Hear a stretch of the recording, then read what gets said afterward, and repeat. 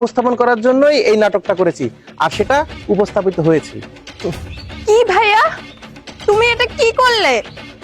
তাইও করে তোমার আমাকে ঠকাতে বিন্দু মাত্র বুকটা কাঁপলো না, লজ্জা করলো না?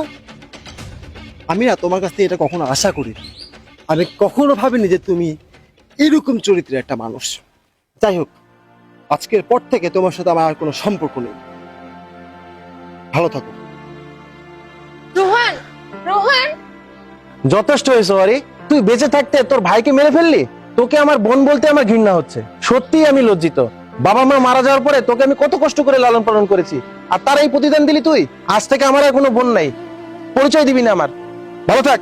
ভাইয়া, ভাইয়া, তোর জন্য তোর ভাইয়া আজ থেকে মরে গেছে। ভাইয়া।